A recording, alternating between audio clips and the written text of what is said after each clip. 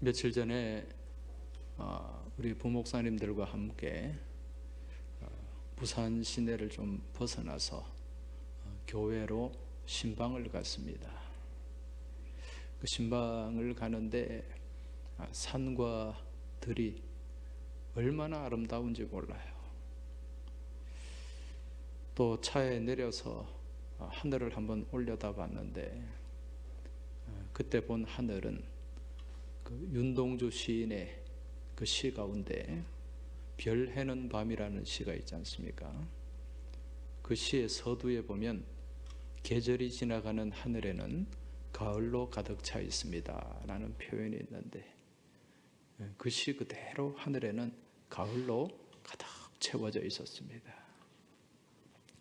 이처럼 사방이 콘크리트 건물로 뒤덮인 도심에서 조금만 벗어나도 우리는 계절의 아름다움을 충분히 경험할 수가 있는데,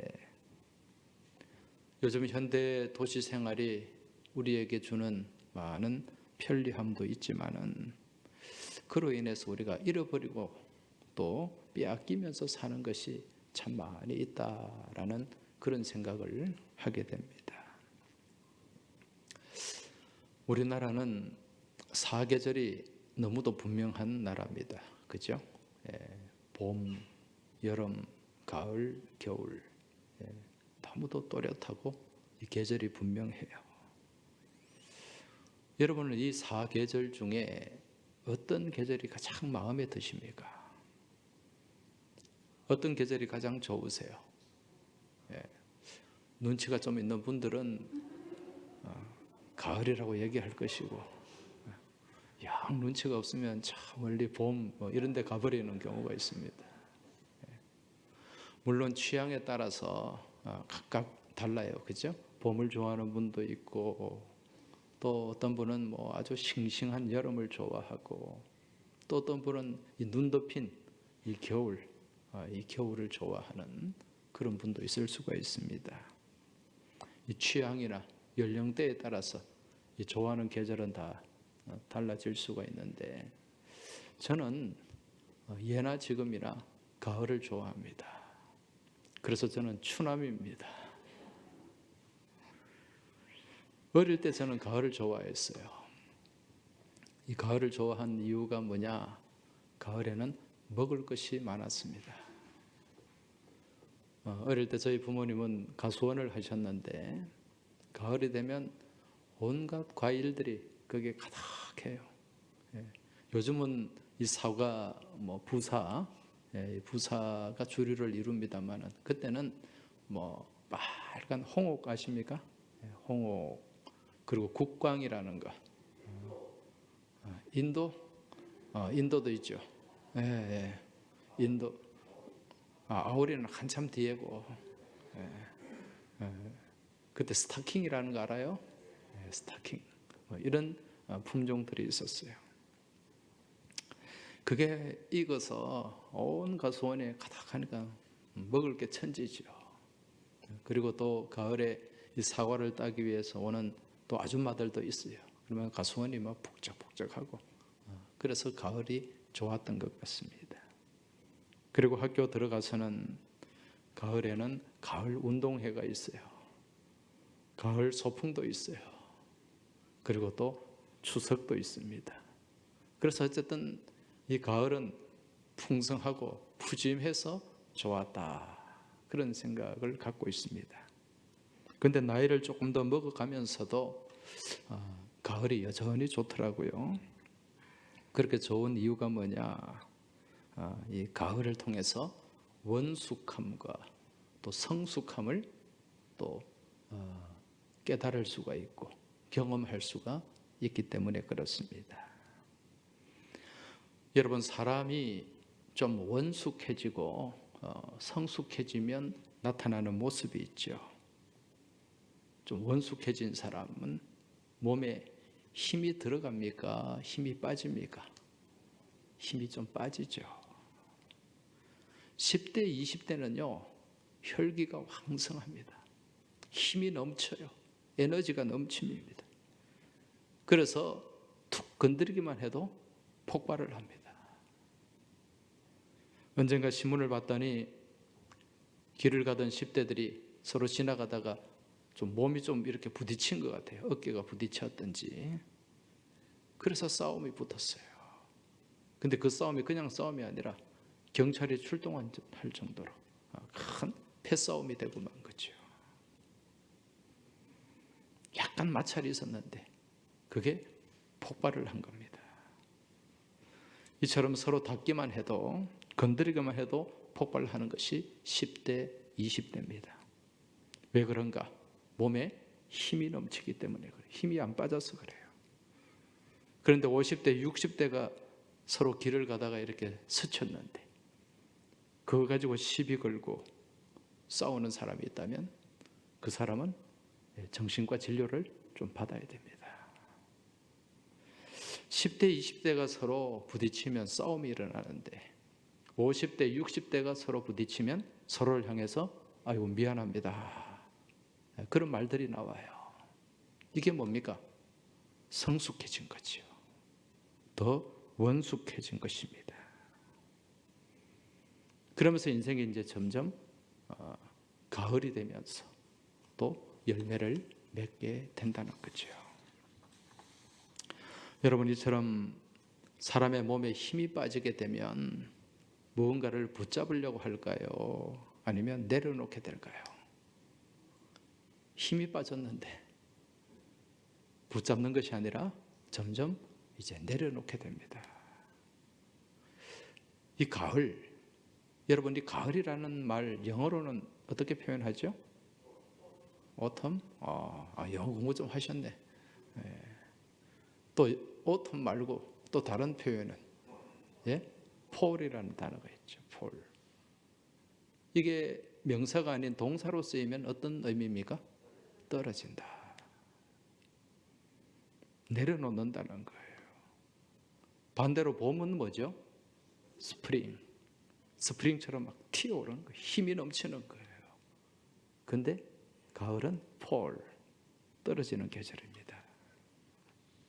그래서 가을이 되면 모든 존재는 많은 것을 내려놓게 돼요. 특히 나무는 여름 내내 그 싱싱하던 이파리를 내려놓습니다. 그리고 붙잡고 있던 열매도 내려놓게 돼요. 요즘 부산 근교에 나가면 나무들마다 아름다운 이 가을로 채색이 되어 있습니다. 느티나무는 느티나무대로, 또 플라타너스는 플라타너스대로, 벚나무는 그 봄의 그 화려함을 뒤로하고 아주 성숙해진 모습으로 가을로 물들어 있습니다. 자, 그렇다면 이런 나무들이 어떻게 해서 이처럼 아름다운 옷을 입을 수 있었을까? 여러분, 가을에 이 나무들이 아름답게 물드는 아름다운 색깔로 옷 입는 그 비결이 뭘까요? 그 이유는 바로 자신을 비워내기 때문에 그렇습니다. 이 산과 들, 요즘 단풍이 많이 들어있죠. 이미 끝난 데도 있고. 이처럼 산과 들에 있는 나무들이 날씨가 서늘해지면 제일 먼저 하는 일이 있습니다. 그게 뭘까요? 몸에 수분을 줄이는 것입니다.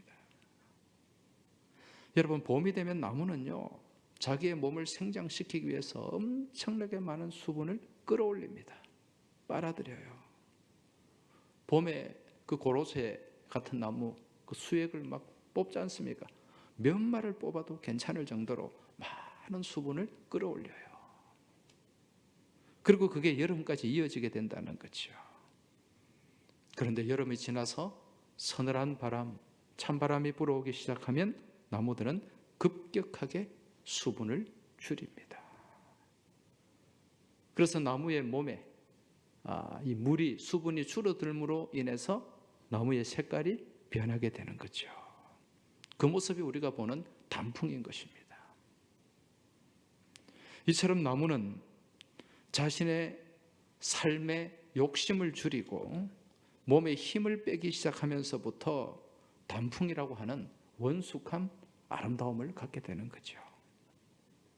그리고 그러한 아름다움마저도 끝까지 붙잡으려고 하는 것이 아니라 때가 되면 그것마저도 내려놓게 되는데 그것이 바로 낙엽입니다. 자, 그렇다면 나무들은 왜 가을이 되면 몸의 수분을 줄이고 또 자신을 아름답게 하던 그 이파리들까지 다 떨어뜨리게 되는 것일까? 이유가 뭘까요? 이유는 한 가지입니다. 살기 위해서입니다. 살기 위해서. 나무가요, 봄이나 여름처럼 그 힘을 가지고 계속해서 물을 끌어올리게 되면 추운 겨울이 되면 나무는 얼어버리게 돼요. 몸에 있는 그 물기 때문에. 그러면 그 나무들은 겨울이 지나면서 다 얼어 죽게 되는 거죠. 그리고 가을에 또 아름답게 익은 열매들, 이 열매들도 나무들은 다 떨어뜨립니다. 사람이 따지 않으면 다 떨어져요. 그죠? 이것 또한 나무가 살기 위해서입니다. 나무가 이 열매들이 너무 아까워가지고 끝까지 붙잡고 있으면 수분의 양이 모자라서 결국 나무도 죽게 된다는 거죠. 따라서 나무가 죽지 않으려면 스스로 이파리와 열매를 내려놓아야 되는 거죠. 지금 이처럼 이 가을을 살아가는 나무들의 모습을 보면서 오늘 우리는 인생의 지혜와 교훈을 얻을 수가 있습니다. 우리 인생 또한 좀 더 성숙하고 좀 더 아름다운 인생을 살아가기 위해서는 무엇을 해야 된다? 힘을 빼야 됩니다. 내려놓을 것은 내려놓아야 된다는 거죠. 끝까지 붙잡으려고 하다가 결국 죽게 된다는 것입니다. 오늘 우리가 읽은 본문의 말씀은 이러한 인생의 지혜를 우리에게 잘 보여주고 있는데요. 그 핵심되는 말씀이 본문 24절의 말씀입니다. 내가 진실로 진실로 너희에게 이르노니 한 알의 밀이 땅에 떨어져 죽지 아니하면 한 알 그대로 있고 죽으면 많은 열매를 맺느니라. 할렐루야. 자, 오늘 이 말씀을 누구에게 한 말씀인가? 오늘 우리가 20절부터 읽었는데 20절에 보면은 명절에 예배하러 올라온 사람 중에 헬라인 몇이 있는데 이렇게 말씀합니다. 자, 지금 이 명절은 무슨 명절일까요? 유대인들의 3대 명절, 유월절, 또 오순절, 초막절 가운데 지금은 유월절입니다. 왜? 지금 예수님이 십자가를 앞두고 있는 시점이기 때문에 그래요. 자, 유월절에 몇 명의 헬라 사람들이 예루살렘에 올라왔어요. 무엇하러 왔는가? 예배하러 올라왔다. 그렇게 말씀합니다. 아니, 유대인들도 아닌 헬라인, 이들이 예배를 하러 왔다는 것은 지금 이들은 헬라인이지만 유대교로 개종한 사람임을 우리가 알 수 있습니다. 여기 헬라인이라고 하는 것은 뭐 헬라 그러면 우리는 그리스를 생각하는데 그 당시가 다 헬라 문명권 안에 놓여져 있었어요. 그래서 그 헬라 문명권 안에 살아가던 비유대인, 이방인들을 여기서 헬라인이다 그렇게 표현을 하고 있다는 거지요. 자, 이들이 지금 유대교로 개종을 해서 명절에 예루살렘까지 올라오게 된 거지요. 그런데 이들이 예루살렘에 와서 누구의 소문을 듣게 되었는가?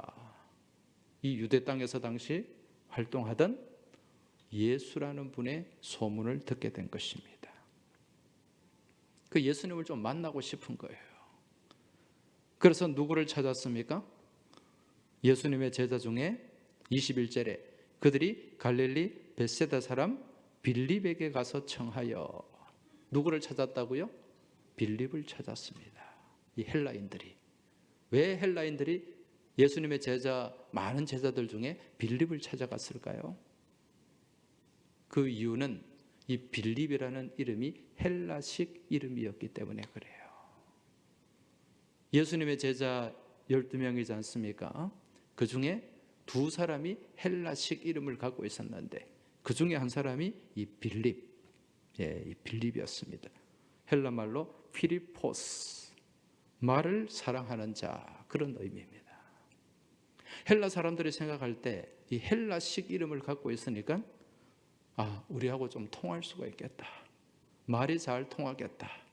이들은 당연히 헬라어를 썼을 것입니다. 그래 대화가 될 것이다. 소통이 될 것이다. 그런 생각으로 빌립을 찾았다는 거죠. 이제 빌립을 만났는데 이 빌립이 그런 부탁을 듣고 바로 예수님을 찾아가는 것이 아니라 또 누구에게 말을 합니까? 22절에 빌립이 안드레에게 가서 말하고 이렇게 말씀합니다.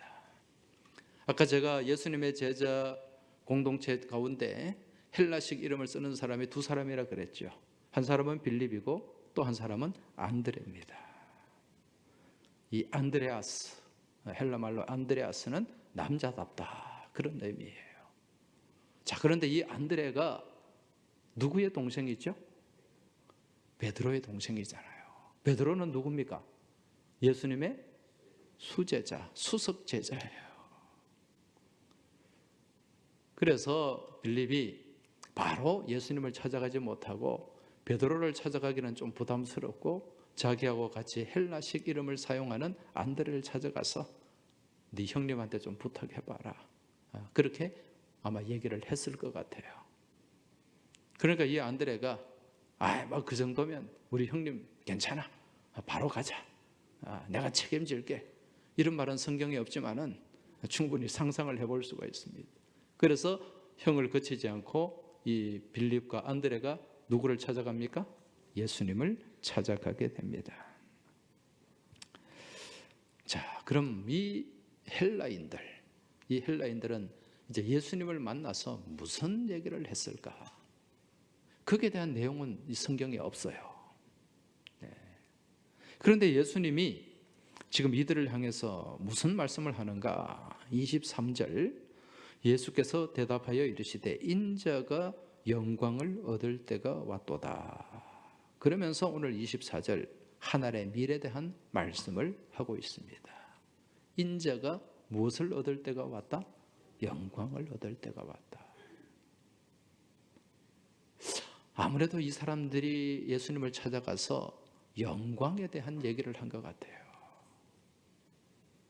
이 영광이라는 말은 헬라 말로 독사, 우리 그 뱀 독사 있잖아요.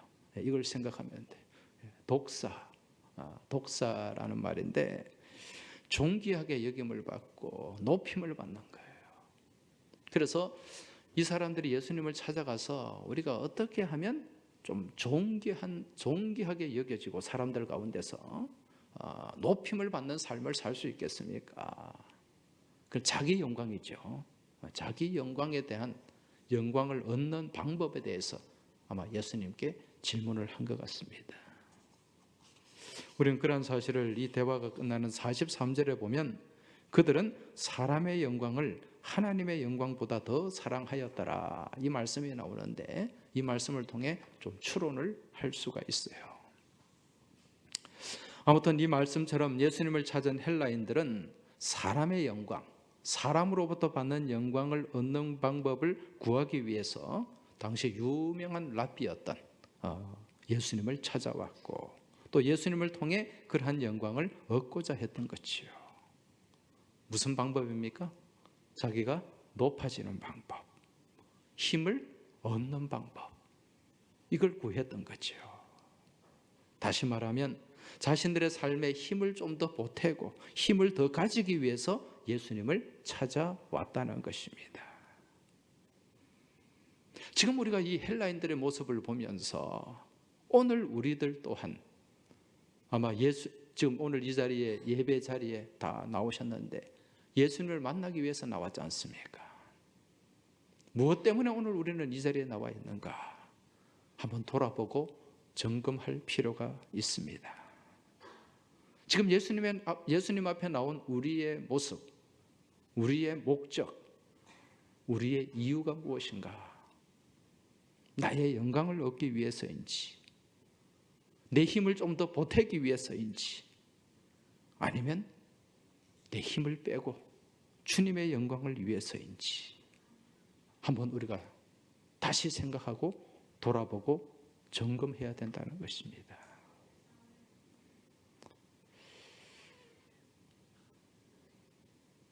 예수님께서는 힘을 더 보태기 위해서 찾아온 이 헬라인들을 향해서 이제 무슨 말씀을 합니까?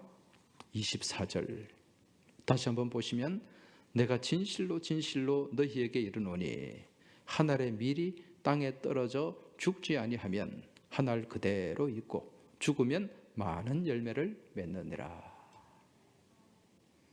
자, 여기서 한 알의 밀이 나타나는 게 뭘까요? 그것은 우리 인생입니다. 우리의 삶이에요. 여기서 이 인생이 땅에 떨어진다고 말씀하죠. 예, 이 떨어진다는 말, 이 말은 헬라 말로 핍토라는 동사인데 이 말이 영어의 fall입니다. fall. 떨어진다, 내려놓는다. 봄이 아니라 가을이 되어야 된다는 거죠. 하늘의 밀이 떨어져서 무엇을? 죽으면 많은 열매를 맺게 된다. 지금 예수님의 이 말씀은 사람의 인생이 더 복되고 아름답고 풍성해지기 위해서는 내려놔야 된다. 떨어져야 된다는 거예요. 끝까지 붙잡으려고 하는 것이 아니라 내려놓을 것은 내려놓아야 돼요. 그래야만 살 수 있다는 것입니다. 떨어져 죽어야 살 수 있다. 이 말씀입니다. 여러분, 우리 기독교를 나타내고 표현하는 여러 단어들이 있죠. 기독교 그러면 우리가 연상되는 이미지, 단어가 있습니다. 어떤 단어가 떠올라요? 사랑, 또 기독교 하면 믿음, 평화, 이런 표현들이 있어요. 이런 많은 표현들이 있는데 거기서 좀 더 수준 높은 표현, 기독교를 표현하는 좀 더 수준 높은 단어를 꼽으라면 어떤 단어를 꼽을 수가 있을까요? 희생, 헌신. 예. 그건 제가 볼 때 한 B 플러스 정도, 한 A 플러스 되는 단어가 없을까요? 그게 뭐냐? 바로 역설입니다. 역설. 기독교를 나타내고 표현하는 단어 중에 대표적인 단어가 역설이에요. 영어로 paradox. 여러분, 역설이라는 말의 의미가 뭔지 아시죠? 뒤집는 겁니다. 그죠? 오늘 말씀이 바로 이 패러독스예요. 역설이에요. 죽으면, 죽지 아니하면 그대로 있고 죽으면 많은 열매를 맺느니라. 여러분, 성경 말씀에는 이런 역설이 많이 등장합니다. 나중된 자가 먼저 된다. 역설이잖아요. 주는 것이 받는 것이다. 주는 것이 더 낫다. 역설이잖아요. 약한 것이 강한 것이다. 이런 역설들이 많이 등장해요. 그 중에 대표적인 역설이 바로 오늘 본문이라는 것입니다. 여러분, 바라기는 오늘 이 말씀처럼 여러분과 저의 삶 가운데 이러한 역설의 신앙이 자리 잡을 수 있길 바랍니다. 세상 사람들은 내려놓는 것을 싫어해요. 붙잡길 원합니다. 주는 것을 싫어해요. 더 받고 가지길 원합니다. 나중되길 싫어해요. 먼저 되길 원합니다. 그런데 기독교 신앙에는 내가 내려놓고 포기하는 가운데 내가 나중되고 내가 죽고 내가 주님 앞에서 약한 존재가 되고 내가 죽을 때 더 많은 것을 얻게 되고 더 큰 것을 얻게 된다는 역설이 여기에 담겨 있다는 거죠. 여러분, 오늘 이 자리에 새 힘을 얻기 위해서 오셨습니까? 그러면 힘을 빼시기 바랍니다. 누구의 힘을 빼야 돼요? 내 힘을 빼야 돼요. 내 힘을 빼고 비우면 그 가운데 하나님께서 공급하시는 힘이 채워지게 될 줄 믿습니다. 오늘 심령을 가득 채우기 위해서 오셨습니까? 그럼 나를 비우시기 바랍니다. 내 욕심을 비우시기 바랍니다. 더러움을 비우시기 바랍니다. 허탄한 생각과 야망을 비우시기 바랍니다. 그러면 은혜로 채워지게 될 줄 믿습니다. 오늘 이곳에 여러분이 살기 위해 오셨습니까? 그러면 먼저 죽으시기 바랍니다. 나의 못된 자아가 죽어야 됩니다. 나의 황소 같은 고집이 죽어야 됩니다. 나의 억지와 주장이 죽어야 됩니다. 그러면 영원히 살게 될 줄 믿습니다. 여러분, 인생의 겨울은요, 순식간에 찾아옵니다. 그래서 사도 바울은 제자 디모데를 향해 겨울이 오기 전에 어서 와라, 그렇게 말씀하고 있습니다. 이러한 인생의 겨울이 오기 전에 우리는 떨어뜨릴 것은 떨어뜨리고 내려놓을 것은 내려놓아야 돼요. 그러면 우리의 인생의 가을이 더 아름다워지고 더 가벼워지게 될 줄 믿습니다. 여러분, 가을이 아름다운 이유가 뭡니까? 단풍, 낙엽, 물론 다 해당이 됩니다. 그런데 그 중에 가장 아름다운 이유는 열매가 있기 때문에 그렇습니다.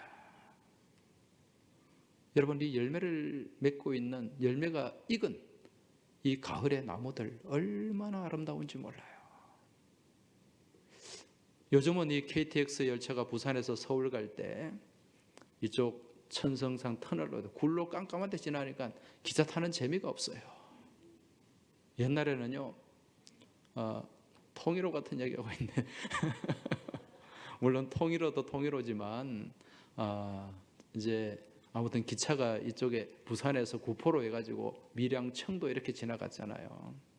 제가 예전에 서울에 이제 공부를 하러 다닐 때 이 가을에 이 기차를 타고 지나가면은요, 원동쯤 지나가면 이 가을에 이 물안개가 쫙 피어올라요. 얼마나 멋있는지 모릅니다. 기차를 세우고 내리고 싶더라고요. 그리고 조금 더 올라가면 청도가 나오잖아요. 청도에 가면 그 창밖에 보이는 감나무에 빨간 감이 익어 있는데 얼마나 아름답고 예쁜지 모릅니다. 그리고 또 예전에 청송에 가을에 갔는데 그 주산지라고 있지 않습니까? 그 주산지로 걸어 올라가는 길에 사과밭이 있어요. 그 사과밭에 예쁘고 탐스러운 빨간 사과들이 얼마나 열려 있는지, 그게 너무너무 아름다워요. 그 어떤 꽃보다도 저는 그 열매들이 더 아름답더라고요. 여러분, 감나무에 감이 있고 사과나무에 사과가 익으려면 그 나무들이 무엇을 빼야 된다고요? 힘을 빼야 돼요. 나무가 여름에 간직하고 있던 그 힘을 그대로 간직하고 있으면 열매가 익지 않습니다. 힘을 빼고 수분을 줄일 때 나무의 열매는 이제 익어가기 시작하는 것입니다. 그리고 결실을 거둘 수가 있게 된다는 거죠. 이게 바로 성숙입니다. 우리의 믿음의 삶 또한 마찬가지입니다. 우리의 삶이 원숙해지고 성숙해지려면 무언가를 하나 더 붙잡으려고 아등바등 그렇게 살아가는 것이 아니라 내려놓을 것은 내려놓을 줄 알아야 됩니다. 버릴 것은 버릴 줄 알아야 돼요. 힘을 뺄 줄 알아야 됩니다. 그러면 그 인생이 더 아름다워지고 이를 통해서 그 인생의 열매가 더 복되게 익어가게 된다는 것입니다. 제가 좋아하는 가수 중에 노사연이라는 가수가 있습니다. 제가 이 여인을 좋아하는 사연은 얘기할 수가 없어요. 노래를 참 잘합니다. 이 노래 사연 씨가 부른 그 노래 중에 바램이라는 노래 알아요? 예, 아는 분 끄떡끄떡 하시는 분들은 좀 노시는 분들이에요. 이 바램이라는 노래 제가 들었는데, 야, 이거는 대중가요가 아니다. 이건 인생을 담은 복음성가다. 그런 생각이 들더라고요. 그 가사가.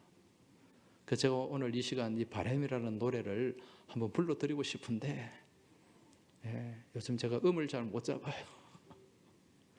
그 가사를 보면 처음에 이렇게 시작이 됩니다. 내 손에 잡은 것이 많아서 손이 아픕니다.